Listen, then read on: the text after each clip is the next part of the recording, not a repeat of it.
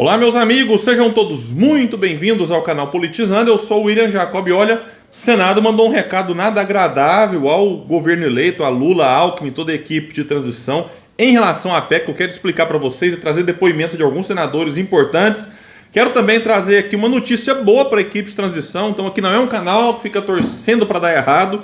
Tem uma notícia muito boa, porque alguém que entende muito passou a fazer parte da equipe. Eu quero falar quem é. E também para quem não gosta do Fernando Holliday, tem uma notícia muito boa também. Eu quero falar sobre isso, mas antes pedir a ajuda de quem chegou no canal, não está inscrito, e que se puder nos dar uma força é muito importante.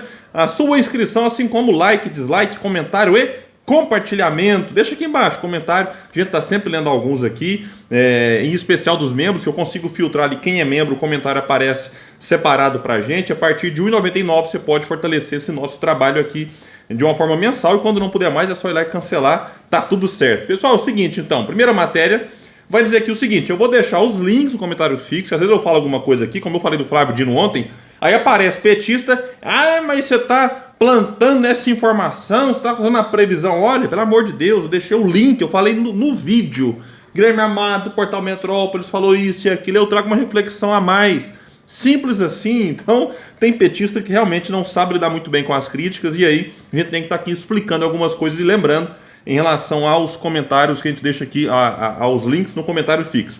Vamos lá então, tem um link que vai dizer o seguinte: é quase consenso no Congresso que o PT terá dificuldades para aprovar a PEC da transição nos moldes que foram anunciados. O governo eleito prega pela aprovação de um valor extrateto de quase 200 bilhões de reais pelos 4 anos de mandato. Bom, e o PT sabe que terá dificuldades, e uma matéria do Globo vai informar, inclusive, que o partido está disposto a ceder em alguns pontos lá. Até porque, se não ceder, ela será reprovada, digamos assim, ela não vai ser aprovada, e aí a vida do PT ficará mais difícil. E tem a promessa de campanha do Lula em relação ao Auxílio Brasil e também reajuste salário mínimo, questão de merenda escolar. Eu insisto, são propostas interessantes, ok? Falei disso aqui desde sempre, que de fato essa PEC ela precisa ser aprovada. A minha preocupação especial é que não estão apontando nenhuma reforma estrutural, até para compensar o gasto, chamado gasto de 200 bilhões. O PT já poderia mandar junto, talvez, quem sabe aí, a questão de tributar lucros, dividendos, cortar renúncias fiscais, que o Alckmin e o Mercadante já estão sinalizando nesse sentido de cortar, renúncias fiscais que são da ordem de 400 bilhões. Eu já falei que se cortar 20%, você arrecada 80 bilhões e já ameniza a tal da irresponsabilidade fiscal que o mercado teme tanto. Só que o mercado também não quer que corta renúncia, o mercado também não quer tributar lucro e dividendo. O mercado quer o quê? Que você corta gastos nas áreas principais, que se congele os gastos e o investimento no país para facilitar a vida do investidor privado. Voltando aqui à matéria, que vai dizer o seguinte: senadores consultados pelo Radar Econômico da Veja, no entanto, veem a possibilidade de aprovação de um cheque em branco, chamado por eles, pelo período como remota. Um parlamentar que preferiu não se identificar disse o seguinte: essa solução de 4 anos fora do teto vem de um desejo de 2, vejam bem, ou 3 de serem ministros. Aqui é o que mais tem a gente querendo ser ministro, né? Como teve essa tal da frente ampla para derrotar Bolsonaro, isso agora já teve, nessa montagem da equipe de transição, e terá também para montar a equipe ministerial e os cargos de confiança ali, no novo governo Lula. Então tem muita gente querendo, pensa, se administrar os interesses aí, desde o PSOL, passando aí também por partidos considerados de centro, tipo o MDB, até outros partidos que, para muitos petistas, é partido de centro-direita, como o PSD, porque tem figuras como Ratinho Júnior, que estava com Bolsonaro, e outros mais. Então vai ter que administrar isso tudo, e aí tem muita gente lá no Senado falando o quê? Que esse parlamentar disse que aí eles, esses 2 ou 3, falam para o Lula que vai ser fácil, que já conversaram com o Congresso, ou para ser reeleito como presidente da Casa Baixa. Aí junta a fome com a vontade de comer, e cada um quer olhar apenas para o próprio umbigo. E disse mais: do povo que é da base do Lula, eu escutei vários falando, vou dar 4 anos de graça para petista, para depois eles pisarem na nossa cabeça. O PT lembra de tudo, disse esse parlamentar, mas não aprende nada. Eu acho que o PT até lembra, mas o instinto de escorpião fala mais alto. Se tiver que ferroar quem quer que seja um aliado importante numa hora crucial, ferroa. A história do PT é essa. Não é opinião, não é previsão, é só você olhar para o passado. Agora, o problema é que muitos esquecem e não aprendem nada. E vivem acreditando que o PT aprendeu com os erros do passado, que o PT agora é diferente. A gente vê que passa eleição entre eleição e o PT não tem aprendido e faz de tudo para manter essa hegemonia, né, digamos assim, no chamado campo progressista. O senador Lazier Martins, que é do Podemos do Rio Grande do Sul, revela que não votará a favor da proposta nos moldes apresentados pelo PT. Ele disse o seguinte: dentro do Podemos, nós firmamos uma posição de só autorizar o Bolsa Família para 2023 e só autorizando até os 80 bilhões de reais fora do teto. Só vamos até ali. O excedente a isso nós não aprovamos. Nesses moldes votaremos contra, afirmou ele. E disse mais: não se descarta a possibilidade de ser aprovado nos moldes que o PT quer. O famigerado orçamento secreto pode comprar votos, mas não contem com os votos do Podemos.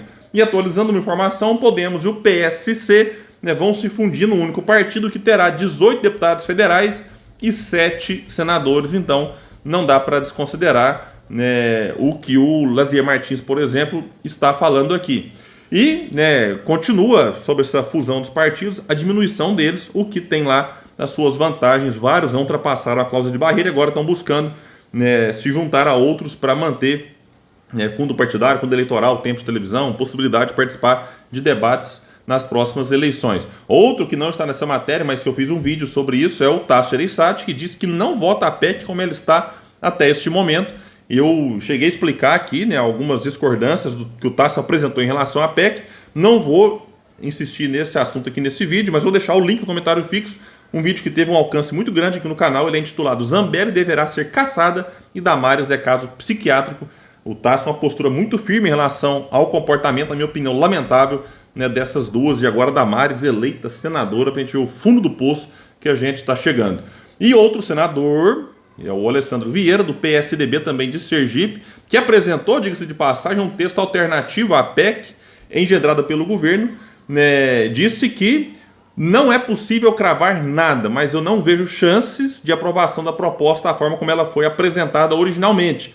Ele afirmou, inclusive, que acredito que algumas coisas da PEC tenham uma boa aceitação, desde que com limitação temporal e com valor menor extrateto possível. Sim, o pessoal está reclamando muito de deixar o Bolsa Família fora do teto para sempre, como o PT quer, né? Eu acho que o teto nem devia existir. Eu acho que ou se acaba com o teto, faz o diálogo em torno disso, ou o teto vai acabar com o Brasil.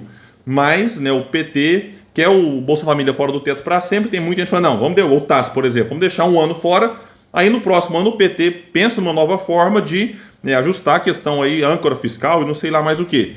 Outro parlamentar, vejam bem, diz que tão importante quanto a aprovação da proposta é a discussão por uma nova âncora fiscal. Disse ele, sem âncora não dá para ficar. O TCU vai criar problema, o Supremo também, os órgãos de controle vão chiar e os economistas começam a bater.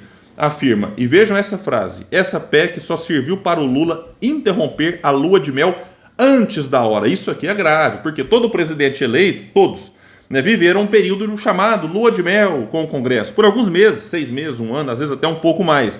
Isso aqui faz parte não só no Brasil, mas acho que até em outros países também. E de fato, essa PEC já trouxe um desgaste, né, para o governo que nem assumiu ainda. A sensação que passa é que está uma bagunça. Todo dia anuncia 10, 20, 30 pessoas, né, vários voluntários. Não quero aqui entrar naquela discussão de alguns aí, nossa, estão gastando dinheiro, a farra com dinheiro público, não. A imensa maioria, 95% de voluntários, o que é importante para a pessoa, porque ela está ali, né, isso vai para o currículo dela, fez parte da equipe de transição, mas passa uma sensação de algo meio bagunçado, que tem muito cacique para pouco índio. E os liberais declarados no governo já começam a colocar as manguinhas para fora, né? Alckmin foi quem confirmou que o voo de Lula por Egito não foi fretado. A Márcia Tiburi não deve ter gostado. Ela falou que é um absurdo, né? O PT fretou o voo, aí passa algumas horas, ela fala, não, o Lula foi de carona, né? E aí com o dono de planos de saúde, o tal do Júnior da Qualicorp. Tem muita gente que não vê nenhum problema nisso. E eu acho que não faz bem um presidente eleito, né, que tem aí já atraindo as atenções para si, viajar num jatinho particular com alguns companheiros, jatinho esse de um dono de plano de saúde que não tem interesse nenhum em fortalecer o SUS, por exemplo, que quanto pior a saúde pública do Brasil, melhor para os planos de saúde. E a Simone Tebet também já fez algumas críticas, o que gerou, em relação a outros aspectos, não em relação a esse jatinho, o que gerou uma reação de Lula Também já fiz um vídeo no canal sobre isso. E sobre essa questão da economia, teto de gastos, a boa notícia para a equipe de transição é que ela receberá a ajuda agora de Mauro Benevides Filho, que é do PDT do Ceará. Ele atuará na área do planejamento. O Mauro hoje, eu arrisco dizer que é um dos melhores quadros do Brasil nesse assunto. Ele consegue aliar conhecimento técnico com habilidade política, ele é deputado federal.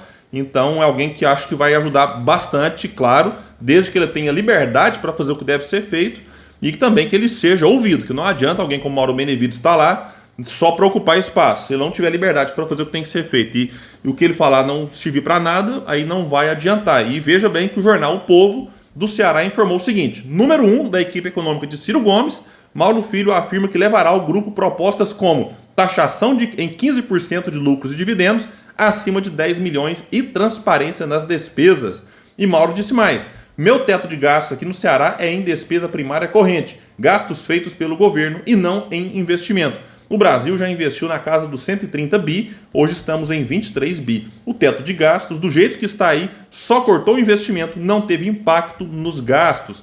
Mauro realmente, como eu falei para vocês, entende muito e eu concordo integralmente com essas propostas dele aqui. E uma notícia extra: Fernando Holliday parece que foi obrigado a postar uma correção sobre a mentira que postou dias antes, né, de que a equipe de transição tinha quase 300 membros, salário médio de 17 mil. Eu gravei um vídeo sobre isso, rebatendo ele, e disse que da forma como ele colocou, dava a entender que todos recebiam, na média, 17 mil. Aí ele postou no dia 22.